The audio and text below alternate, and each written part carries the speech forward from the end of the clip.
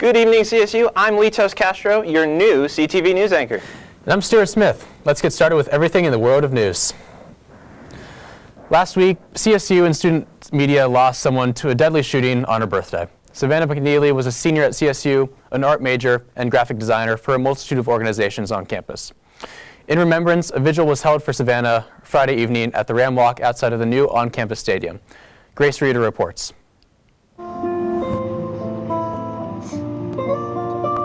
We're here to celebrate a very important person today, to commemorate a life of Savannah. Early Thursday morning, Savannah McNeely, a CSU student, lost her life in a tragic shooting. I think the first time I met her was probably at Ram Welcome, what would that be, 2014? So yeah, I've known her for quite some time. On Friday, the CSU community gathered to mourn. It takes a lot to get through something like this. Savannah worked as an intern at Creative Services here at CSU, and she also worked at student media with our team. Savannah was a very creative person. She was an amazing friend. She cared about people so much. Many, including our staff who loved Savannah, attended to celebrate her life. Doing something feels better than not. Savannah McNeely, you'll be missed. With CTV, I'm Grace Reeder. You will never forget her. The vigil, I think, was a wonderful way to remember an incredible member of our community. And as Grace said, Savannah will be greatly missed. Many college students cannot wait to head to the bars, so much so that they turn to expensive fake IDs. But a new study shows that Colorado State University has a lower number of fake IDs than the national average. Every year since 2013, the number of fake ID confiscations that have been reported to Student Conduct Services has increased markedly. According to Mike Katz of SCS, last year 233 fake IDs were reported. As of September 18th of this year, only 13 fake IDs have been reported to SCS. Most of the fake IDs were confiscated at bars and liquor stores that are in Old Town or around campus. But those numbers are the ones that have been reported by bars and liquor stores to Fort Collins Police Services. In 2016, 0.07% of CSU's population were reported to Student Conduct Services as having a fake ID, which is lower than the national data. The National Institute of Health published a study in 2009 with much higher numbers than that, estimating that 12.5% of college students and had fake IDs before college, and 32.2% had fake IDs by their fourth semester. Have you ever noticed those blue light emergency boxes around town and on campus? Well, students rarely use them. Campus security still considers those blue emergency light call boxes an important safety resource. These blue lights ring directly into CSU Police Department Dispatch Center through the push of a button. Monica Rivera, director of the Women and Gender Advocacy Center, said, while blue lights may influence broader campus safety, she does not consider blue lights a necessary resource in preventing sexual violence. Rivera stated, "I'm not anti-blue lights, I just don't think they're necessarily a particularly utilized or effective method of preventing sexual assault. But even in terms of response, I can't think of survivors we've worked with who have ever utilized a blue light. Blue lights are a somewhat benign thing on campus." Emergency blue light phones are listed as one of the campus security programs on the CSU 2017 Annual Fire and Safety Report, along with residence hall security and proper building access. CSU Police Chief Scott Harris wrote, "The phones are a safety feature on campus that continue to offer a sense of reassurance to parents, students, employees, and guests that there is a way for them to call for help if they cannot use their cell phones for any reason." If you would like to locate the 65 blue lights on campus, view the main university map. A student organization met on Sunday morning outside the Laurie Student Center Plaza to protest against police brutality in the form of art. Our news correspondent Amelia Castaneda has the story. Members of the Ethnic Studies in Action student organization met at the CSU Plaza to create a chalk display as part of the national protest against police brutality day. We chose to protest through art because it's not a confrontational way. We're not trying to get in arguments with people about this necessarily, because it's just kind of like, it's not arguable that this is happening, right? Like people are dying. And so really it's more about focusing on the victims. And while we're writing these things out, thinking about the violence that each one of these people probably endured up to the time of their death. members wrote the names of the 64 people who were killed by police in Colorado so far this year. There's something really powerful about writing a name over and over and over again, like a different name every time, in terms of just like really humanizing the issue. Last year, members wrote over 865 names on the pavement, but this year, asterisks were being drawn, of which, according to Erica Lafayette, hold a symbolic meaning. Asterisks stand for all the people, the other people around the country, because when you say the sentence, 968 people were killed at the hands of police, there's an asterisk there that has a whole list of names. I went to the streets to catch students' reactions to the demonstration. Students, part of the Ethnic Studies in Action organization, joined together this past Sunday to remember the lives of those who were killed by police so far in 2017, with the goal to raise awareness of the impact of police brutality. Because for this one, it's actually really easy to be ignored. Using chalk, the students provided a visual representation of every life lost with an asterisk, and one student feels it serves its purpose. It's food for thought and really like points to the fact that this is an issue that needs to be addressed probably, and not just like swept under the carpet continually. So. However, one student feels they could have done better. It's kind of weird because like I feel like people aren't really going to see it unless they're outside of like normal class hours. So I feel like it's kind of wasted time, I feel like. But I mean, they can spend their time however they want. Since the problem of police brutality is widely debated, it's likely this demonstration will generate some discussion among students. The sprayed chalk was reported to be washed off by campus facilities on Monday. The student organization hopes what's left of their demonstration will encourage campus-wide dialogue on police brutality. For first-generation students at Colorado State University, the task of filling out a FAFSA form or simply not knowing what to expect can seem daunting. However, for second-year student Kiabich Gonzalez, offices such as El Centro provide her with tools and support to navigate through college. I mean, it's hard, but it's also, it's like a nice challenge because it like helps you become very like independent when you're trying to do things. So lots of stuff I've either like learned to ask for help or I've just kind of figured it out on my own. Gonzalez says she feels a kinship with her friends at El Centro that are also first generation. To find out more about El Centro, visit www.elcentro.colostate.edu. With ski season approaching, students will need to have passes, gear, and of course, a mode of transportation if they wish to hit the slopes this year. At $20 for a round-trip ticket, the new CSU bus will take up to 55 passengers to various ski resorts on 5 Saturdays this winter. Manny Santasteven, a sophomore studying political science, developed the idea for this service as an eco-leader for the Corbett Hall. Santasteven said, "I noticed CU has a ski shuttle, the University of Wyoming even has a ski shuttle, and we didn't. So it was something I wanted to look into, and I ended up designating it as my project for the semester. The bus will leave on Saturdays at 6:30 a.m. from the Mustang stop, near Parmalee on Plum and Meridian, and will depart from the ski resort no later than 4 p.m. to make the return trip.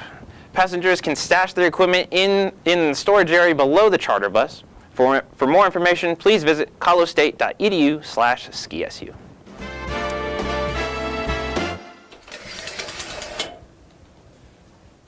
What's up, Rams? I'm your entertainment anchor, Kiera Coles, and I have the 411 on all things entertainment. Last week, Demi Lovato released a documentary about her life and rise to fame on YouTube. The short film, titled Simply Complicated, details the struggles that Lovato faced throughout her life.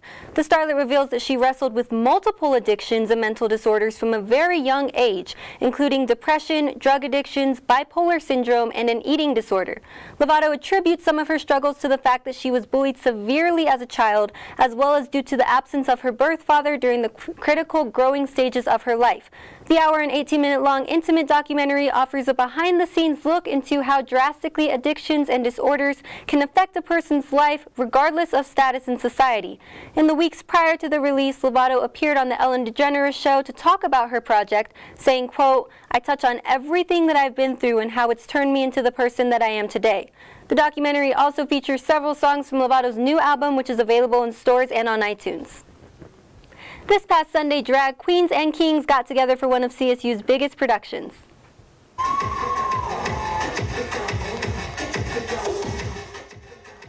annual fall drag show, Lights, Camera, Drag, brought together queens and kings for a night full of performances. The event, made in collaboration with CSU's Pride Resource Center, showcased local talent and featured a special guest. Our performers are about half and half between students and outside performers, and then we have our special guest this semester, Gia Gunn from RuPaul's Drag Race. The show has taken a lot of time and effort from both the directors. So we started planning for this show back in April. And performers alike. We had practices for, it was a couple times a week. Although doors opened at 5 p.m., performers were there well in advance to assemble their outfits, do their makeup, and get that last-minute routine practice in, while crowds waited outside. I've been here since about 3:30ish. Some of my friends over here have been here since 3, so about 2.5 hours. In eager anticipation for the event to unfold. I really do enjoy supporting the local queens, especially the ones from CSU. I think it's really great that we do this. Meanwhile, directors oversaw the event to ensure it went according to plan. Directing, just making sure that these volunteers do what they're supposed to be doing, making sure that the show is going to be flowing perfectly, and then get my own number in there. So. Once doors opened, a significant amount of people flooded the ballroom, demonstrating the growth of this event from year to year. So it went from about probably 450 people showing up to 1,000-ish. Drag queens and kings took to the stage to showcase their talents. The night consisted of lip-sync performances accompanied by choreographed dance routines. Show hosts V. Bellinger and Sid Sahota encouraged audience members to show their support by bringing dollar bills to the stage. In between acts, the hosts would pay ode to an influential member in the LGBTQ community. The night was important to not only performers. It's something we can teach people about and show people exist, and in a way that's fun. But also left an impact on audience members. Keep doing what you're doing, because you inspire not only me, but a lot of other young queens out there and a lot of other people just to really express themselves and really be who they want to be.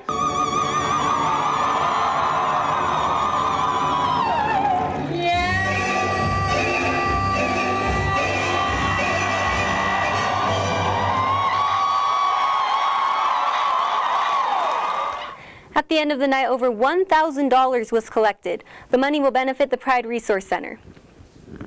All right, so I'm sure you all remember The Hunger Games, the dystopian book series turned movie franchise about kids who fought to the death for the entertainment of others. Well, apparently someone thought that would be a fun theme park idea. On October 20th, the World of the Hunger Games theme park opened at Motion Gate in Dubai. The theme park is part of the Lionsgate Zone, which features various attractions inspired by Hollywood. The Hunger Games attraction consists of a hovercraft simulator that displays a virtual tour of Panem and a Capitol bullet train roller coaster ride. The park even provides food at PETA's bakery shop. In addition, guests have the opportunity to hang out with peacekeepers, who you may remember are responsible for cutting out the tongues of quite a few people in the movies. Yeah, sign me up for the next tour. But really though, this theme park seems like a bit too much. I mean, I understand wanting to bring fan favorite movies to life, but I definitely think there should be a line drawn somewhere between Hogwarts Wizardry World and an apocalyptic death park. But hey, I mean, at least you'll get your bread fixed at PETA's bakery.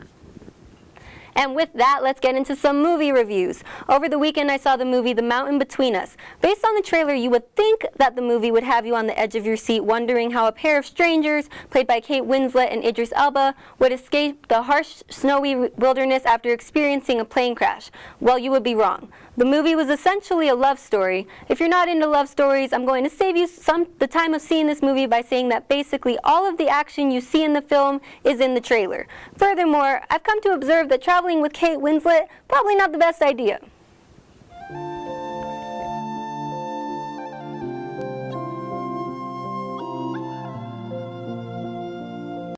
I'm literally never going to be over that. Anyways, another movie currently in theaters is the famous Mud to the DEA. That's right, Tyler Perry's famous character is on the big screen again in Boo 2: A Madea Halloween. Now I love Madea, don't get me wrong, and there are definitely some very impactful Madea movies in existence, but these Madea movies are beyond subpar. The film scored a whopping 8% on Rotten Tomatoes. However, even Perry himself knows that the quality of this film is not very astounding, saying, quote, "I don't think the Oscars are going to be calling for this one." Even though the film is not worthy of critical acclaim, it's still a good movie if you're just looking to shut off your brain and have a couple of laughs. Halloween is exactly 1 week away, folks, which means if you haven't gotten your costume, you better get on it.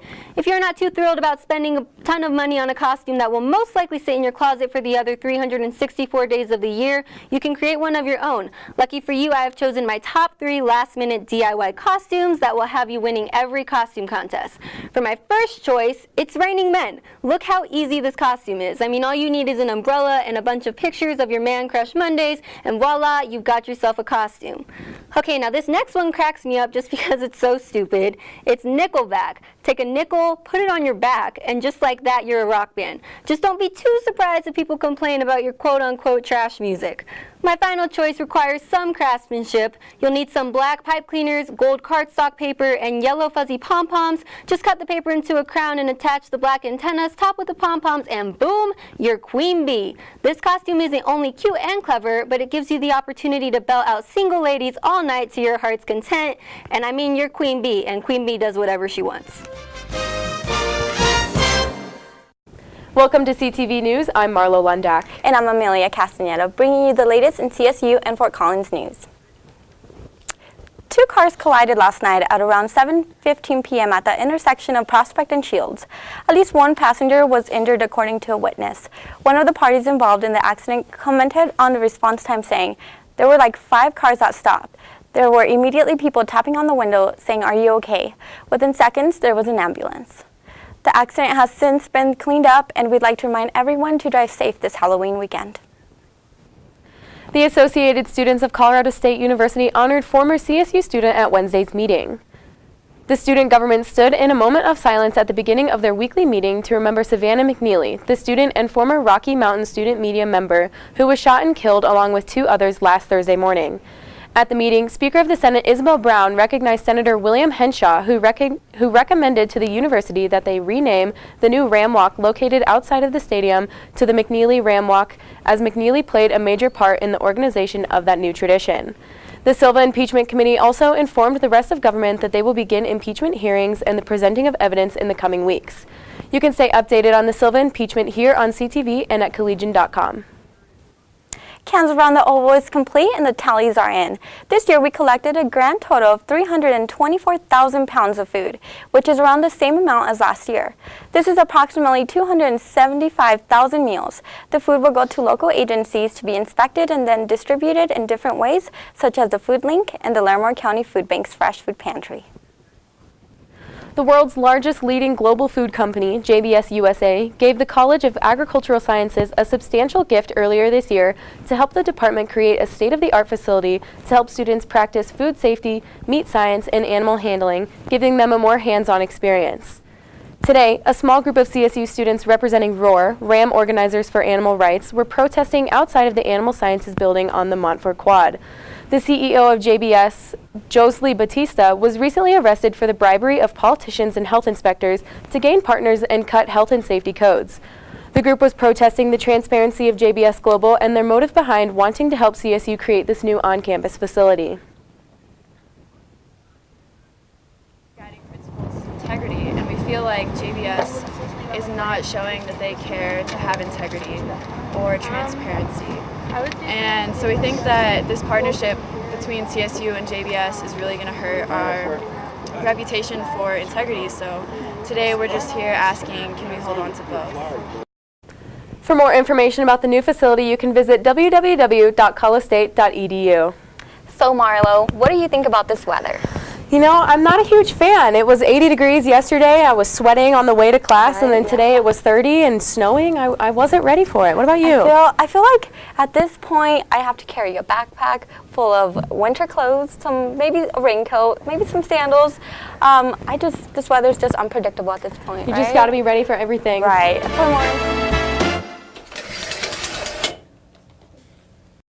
What's up, Rams? My name's Ryan Christ. And we're here on another fantastic Thursday bringing you all the latest and greatest in entertainment news. So let's get started with some great movie news. Dora is going exploring on the silver screen.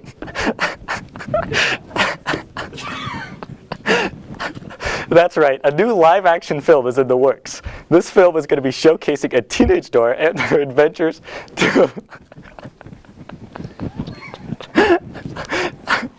to a big to a big city where her and her cousin Diego go exploring. This movie doesn't have a release date yet, and as of right now, Michael Bay is the current producer.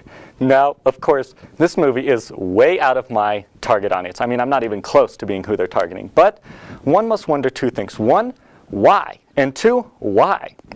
I don't even want to call this thing a movie, because it's literally not. It's a pile of trash that they lit on fire, slapped Michael Bay's name onto it, and are trying to pretend it's a movie when it's literally a flaming pile of trash. Again, it's a kid's movie. It's not for my demographic, but that begs the question, which demographic is it targeting? It's about Dora, the angsty teen, trying to teach us Spanish while taking on the big city. Sometimes I just wonder if they run out of ideas for a movie and default to out-of-date TV shows.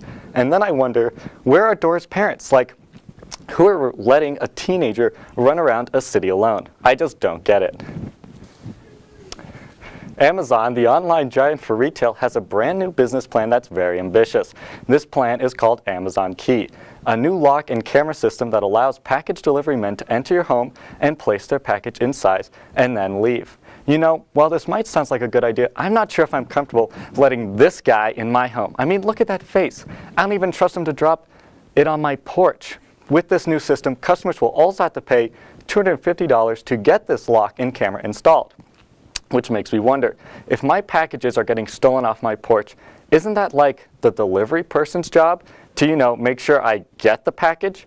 I don't want to pay an extra $250 to make sure my mail gets delivered when I already paid the shipping and handling costs. I don't know. I just have some issues paying for a program that's meant to prevent theft that allows strangers into my home. But I mean, who knows? Maybe this is just the world we live in now, because shortly after Amazon announced this, their biggest rival Walmart announced that they will be doing a similar program called Straight Into Your Fridge. So now you can both have Amazon drivers and Walmart employees in your home, but don't worry, they probably won't steal anything. With Halloween being a few days away, I thought I would check out how downtown is getting into the Halloween mood.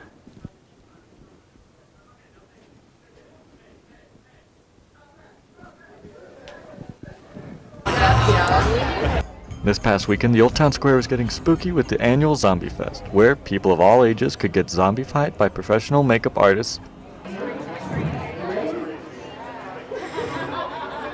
and enjoy the Zombie Crawl, where people could walk downtown and receive multiple zombie-themed downtown products. So they buy a wristband from us, and they get a card with 5 punches on it, whether they're a kid or an adult. You get 5 punches. They have a map of all the different vendors that are participating in the crawl, and they pick from the map what items they want to do, and then they go around and get a punch for each item they pick. All profits went to the Turning Point organization. Turning Point is a nonprofit organization in Fort Collins, and we serve all of northern Colorado, that does mental health and substance abuse treatment primarily for adolescents, but we have kids as young as 3, and we serve some adults as well. This event has been going on for a few years now, and many people of Fort Collins love coming every year. Oh, jeez. Get it together, Morty. So we decided to do something, because last year we did Dumb and Dumber, and it really popped, and we wanted to do something again that popped, so Rick and Morty. A lot of color and a lot of inside jokes. So yeah. I've been doing this for like 4 years now. I think it's just, I love the costumes. I love the creativity that people like put in. I mean, every year there's always people that just really go all out and have these fantastic horror costumes. I love it. That was spooky. If you didn't catch this year's Zombie Fest, don't worry, it'll be back next year. In some other local Fort Collins Halloween news, the UCA is helping you get into the spooky mood. On Tuesday next week, the UCA will be having their Halloween Organ Extravaganza. This extravaganza will feature classical and not so classical music. This event will also feature spooky sounds and a spooky light show. This show will have 3 showings, one from 7 to 8:30, 9 to 10:30, and 11 to 12:30. There's also no charge for students. If this organ extravaganza and laser light show doesn't spook the crap out of me, I'm going to be very disappointed. If you're a regular viewer of CT, then you know my girl, Kiara, gave you some great ideas for last-minute Halloween costumes. But I'm sure there are some of you out there who still don't know what you want to be. So don't worry, because I have 5 simple and easy costumes you can make just in time for Halloween. Starting off is Wednesday Addams. All you need for this easy costume is an entirely black outfit, pigtails, and to keep a constant look of sadness and misery. And hey, who knows, depending on which party you go to, that could be pretty easy. Another tip to looking miserable is to think about all your student loans that you're slowly crushing and preventing you from going to the grocery store, even though all you have left in your fridge is tomatoes and curled milk. But I digress. Next, we have Steve Jobs. All you'll need for this costume is a black turtleneck tucked into your blue jeans and circled glasses. Extra points if you stare off into space and put your hand on your chin, so when people ask you what you're thinking about, you can tell them you're envisioning how to make Apple products, even more expensive. Neither of those floating your boat? Another idea is Waldo or Wenda. All you'll need for this costume is a red and white striped shirt, glasses, and a red knit cap. This costume gives you a great excuse to be that drunk friend that you spent all night looking for. It's better than being that drunk friend that pees in the sink.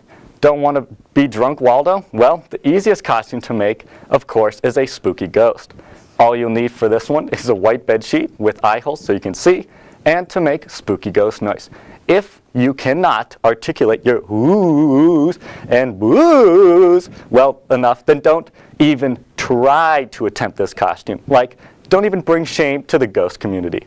Lastly is another fairly easy costume, which is a mime. All you need for this is some type of white face paint, a black and white outfit, and to keep quiet for the entire night. Who knows, maybe some of your friends will thank you for that. This past weekend at Odell Brewing, everyone was welcome to sit back and relax and listen to Jazz and Friends.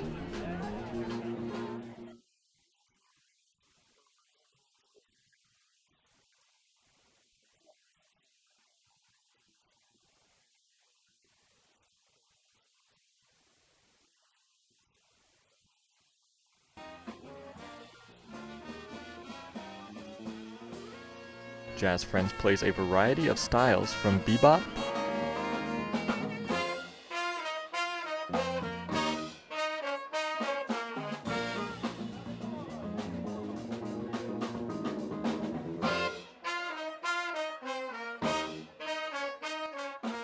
to swing.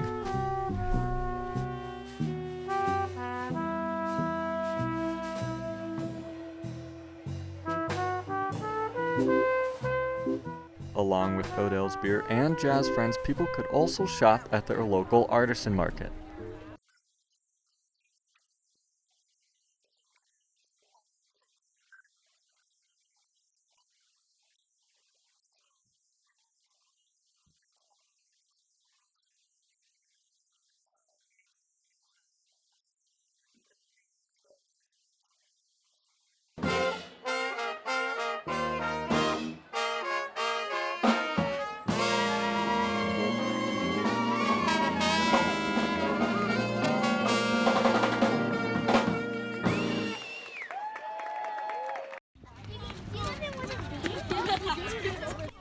Fourth grade students arrived at CSU on Wednesday morning, excited to participate in workshops and listen to guest speakers revolving math, science, and technology.